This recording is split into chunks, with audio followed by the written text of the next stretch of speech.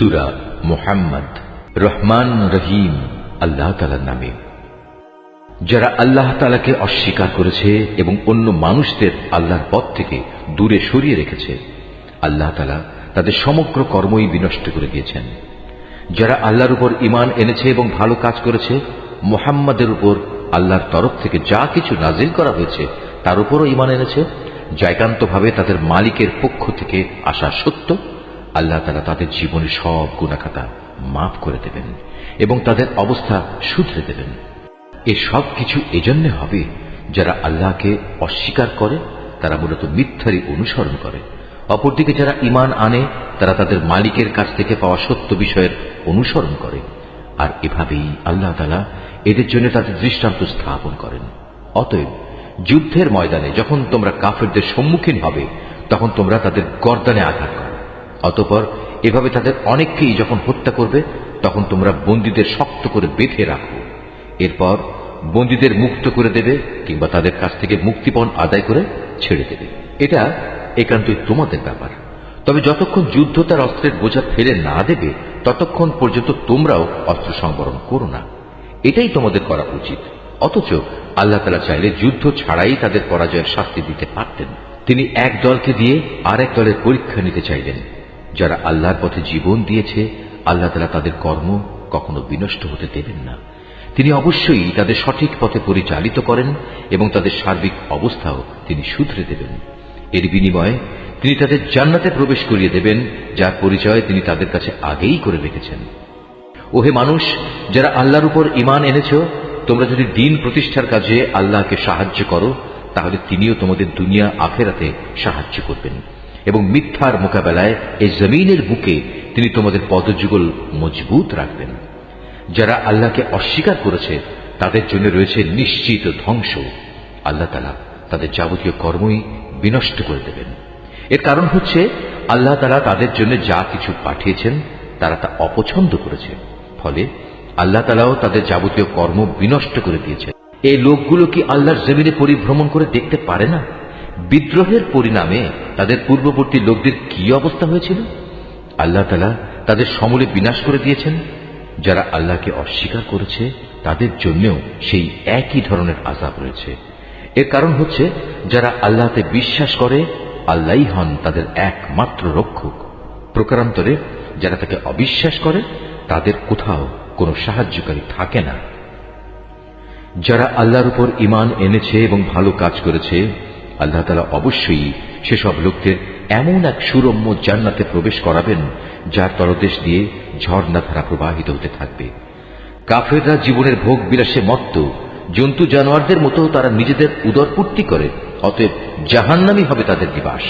হে নবী, তোমার জনপদ যারা একসময় তোমাকে তোমার জনপদ থেকে বের করে দিয়েছিল, তার চাইতে অনেক শক্তিশালী বহু জনপদ ছিল, সেগুলোকেও আমি ধ্বংস করে দিয়েছি।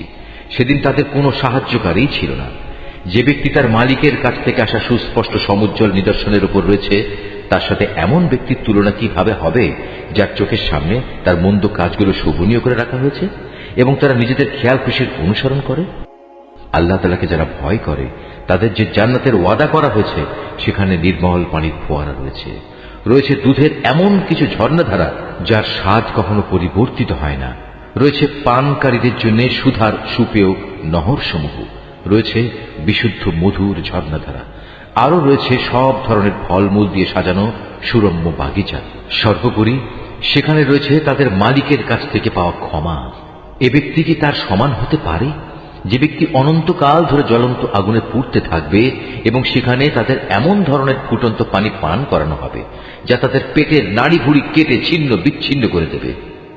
তাদের মধ্যে এমন কিছু লোকও আছে যারা তোমার কথা শোনে, কিন্তু যখন তোমার কাছ থেকে বাইরে যায়, তখন তারা এমন সব লোকদের কাছে এসে বলে যাদের আল্লাহর পক্ষ থেকে জ্ঞান দান করা হয়েছে।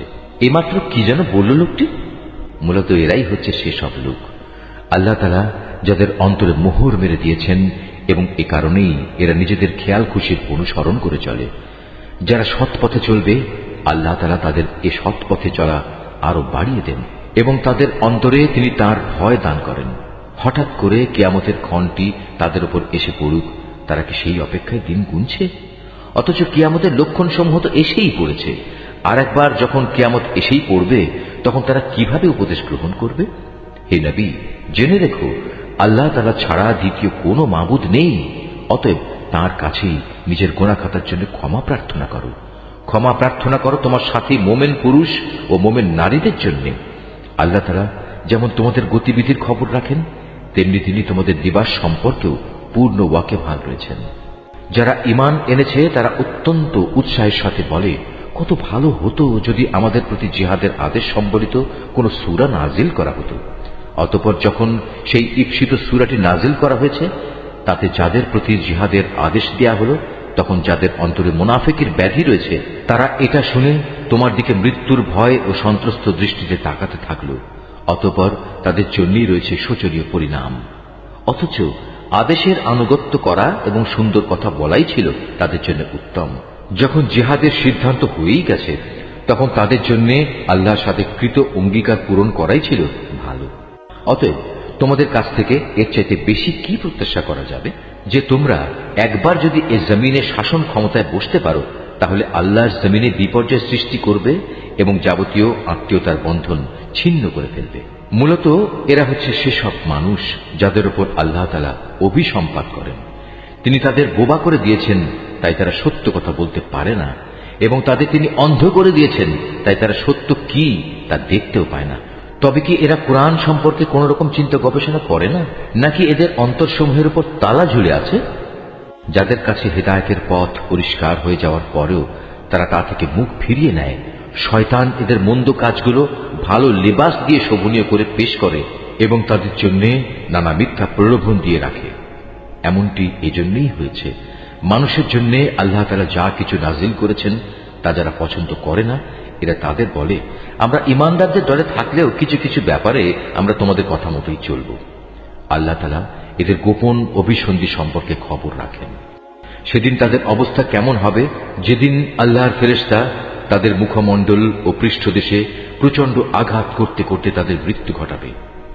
এটা এজন্যে তারা এমন সব পথের অনুসরণ করেছে যার উপর আল্লাহ তাআলা অসন্তুষ্ট। আল্লাহর সন্তুষ্টি তারা কখনো পছন্দ করেনি। এ কারণেই আল্লাহ তাআলা এদের যাবতীয় কর্ম নিষ্ফল করে দিয়েছেন। যেসব মানুষের মনে মুনাফিকের ব্যাধি রয়েছে তারা কি একথা বুঝে নিয়েছে আল্লাহ তাআলা তাদের এ বিদ্বেষজনিত আচরণ অন্যদের সামনে প্রকাশ করে দেবেন না? আমি তো ইচ্ছা করলে তোমাকে তাদের দেখিয়ে দিতে পারি, অতঃপর তাদের চেহারা দেখেই তুমি তাদের চিনে নিতে পারবে। তুমি তাদের কথাবার্তার ধরন দেখে তাদের অবশ্যই চিনে নিতে পারবে এরাই হচ্ছে আসল মুনাফিক।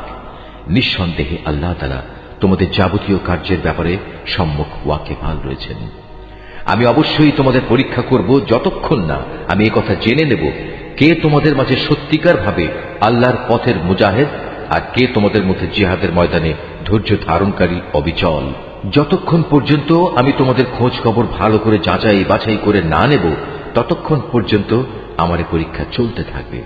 যারা কুফরি করে এবং অন্য মানুষদের আল্লাহর পথে আসা থেকে বিরত রাখে এবং তাদের কাছে হেদায়েতের পথ পরিষ্কার হয়ে যাওয়ার পরেও যারা আল্লাহর রাসূলের বিরোধিতা করে তারা কখনো আল্লাহ তাআলার কিছুমাত্র ক্ষতি সাধন করতে সক্ষম হবে না, বরং এ কারণে অচিরেই আল্লাহ তাআলা তাদের যাবতীয় কর্ম নিষ্ফল করে দেবেন। ওহে মানুষ, যারা ঈমান এনেছো, তোমরা সর্বাবস্থায় আল্লাহর আনুগত্য করো, শর্তহীন আনুগত্য করো তার রাসূলের। বিদ্রোহ করে কখনো তোমরা নিজেদের কাজকর্ম বিফলে যেতে দিও না। যারা নিজেরা আল্লাহ তাআলাকে অস্বীকার করে এবং অন্য মানুষদেরও যারা আল্লাহর পথে আসা থেকে ফিরিয়ে রাখে, অতঃপর এ কাফের অবস্থায় তারা মরে যায়, আল্লাহ তাআলা এসব লোকদের কখনো ক্ষমা করবেন না। অতএব তোমরা কখনো হতোদ্যম হয়ে পড়ো না এবং কাফেরদের সন্ধির দিকে টেকো না, কেননা শেষতক বিজয়ী তোমরাই হবে। আল্লাহ তাআলা তো তোমাদের সাথেই রয়েছেন, তিনি কখনো তোমাদের কর্মফল বিনষ্ট করবেন না। অবশ্যই এ বৈষয়িক দুনিয়ার জীবন হচ্ছে খেলাধুলা ও হাসি তামাশা মাত্র। এতে মত্ত না হয়ে তোমরা যদি আল্লাহর উপর ঈমান আনো এবং সর্বাবস্থায় আল্লাহকে ভয় করে চলো, তাহলে তিনি অবশ্যই তোমাদের এই কাজের যথার্থ বিনিময় প্রদান করবেন এবং এর বদলে তিনি তোমাদের কাছ থেকে কোন ধন সম্পদ চাইবেন না। যদি কখনো তিনি তোমাদের কল্যাণের জন্য তোমাদের ধন সম্পদের কিছু অংশ দাবি করেন, অতঃপর এর জন্য তিনি যদি তোমাদের উপর প্রবল চাপও প্রদান করেন, তাহলেও তোমরা তা দিতে গিয়ে কার্পণ্য করবে। ফলে তোমাদের বিদ্বেষজনিত আচরণগুলো তিনি বের করে দেবেন। হ্যাঁ, এ হচ্ছে তোমরা, তোমাদেরই তো ডাকা হচ্ছে আল্লাহর পথে সম্পদ খরচ করার জন্য। অতঃপর তোমাদের একদল লোক কার্পণ্য করতে শুরু করলো, অথচ যারা কার্পণ্য করে তারা প্রকারান্তরে নিজেদের সাথেই কার্পণ্য করে। কারণ আল্লাহ তাআলা তো এমনি যাবতীয় প্রয়োজন মুক্ত, শুধু তোমরাই হচ্ছে অভাবগ্রস্ত। তা সত্ত্বেও যদি তোমরা আল্লাহর পথে ফিরে না আসো, তাহলে তিনি তোমাদের জায়গায় অন্য কোনো এক জাতির উত্থান ঘটাবেন। অতঃপর তারা কখনো তোমাদের মতো হবে না।